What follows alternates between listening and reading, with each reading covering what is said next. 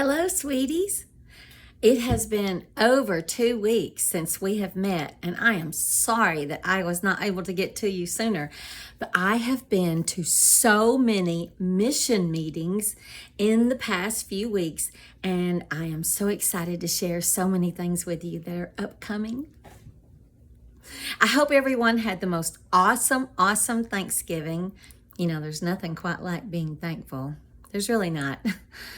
And I always say that, when you're thankful and grateful, it just makes everything great.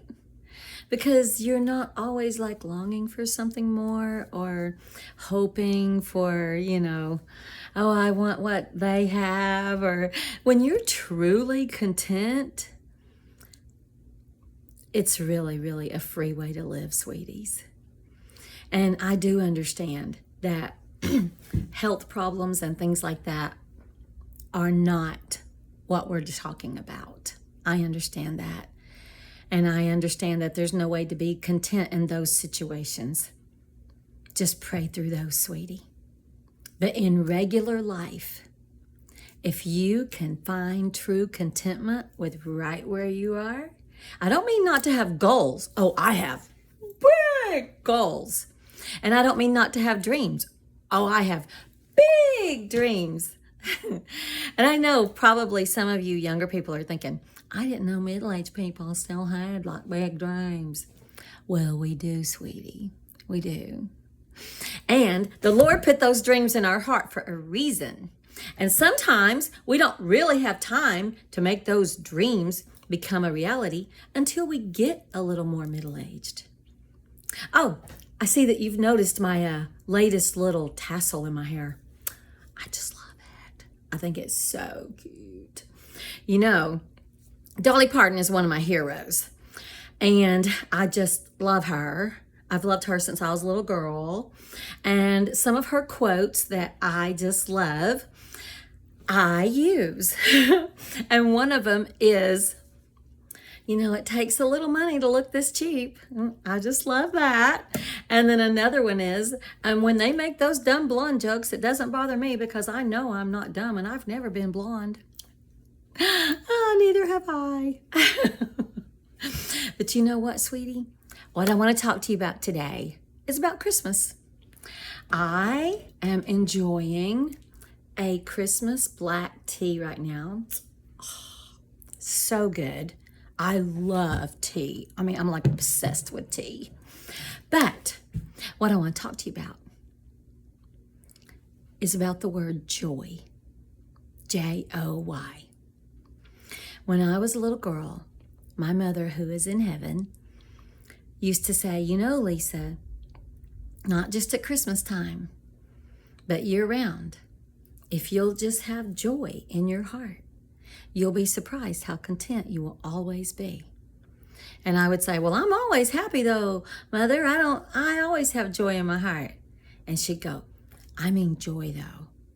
J is for putting Jesus first. O is for putting others second. And Y is for putting you last. And sweeties, that's a pretty good message. And that's a pretty good way to have joy in your heart all the time. If you put Jesus first, sweetie, everything else really will fall into place. It'll all work out for your good, eventually or immediately, but it will. I'm living proof of that. And if you put others before yourself, and it starts with your family, it starts at home. Make sure that you always understand that the people that the Lord gave you, those are your people. Even if it's not always happy, and I hope it is, but even if it's not, pray for those people and know that they're your family. And I pray so hard that all of you have wonderful families, because I'm telling you, sweetie, oh my goodness, there's nothing quite like that. My mother was just like the most wonderful, wonderful person. And even getting to grow up and be a mom. I have 2 adult children. I love their partners, and I love my grandson. And I just think there's nothing quite like family. I think that not getting to have a wonderful family would be one of the more difficult things. And I truly, truly mean this from the bottom of my heart. Please, Jesus says he's close to the brokenhearted. And if anything's wrong in your family this year, please embrace that. Please let him help you in ways that no one else can. And then others after your family, it's just everyone you come in contact with through your regular life. And what I love to do is I love to go to the same coffee shop, the same little boutique, the same restaurants, the same, yes, I know. I've went to the same restaurant every Saturday morning for 14 years. I've went to the same restaurant every Friday morning for 14 years. I've went to the same coffee shop every Saturday morning for 14 years. I've went to the same little chocolate factory that's owned mom and pop for 14 years. I tend to try to develop real relationships with people. And it's an easy way to do it. And you do genuinely begin to consider them really good friends, and you care about them. And it's a wonderful way to have all these others in your life when you may not be in a network that creates those. But I will give you a hint. One great network that creates those is a great little church. I know church is not for everybody. I really do. But sweeties, if you ever find exactly the right one, oh my goodness. It's so great. It really is. And ours is so real. It's so real, sweetie. And it's just like another little extended family. It's just the best. And believe it or not, there are a couple of people in our little life group that don't have the family relationship. So I'm thankful they have it through there.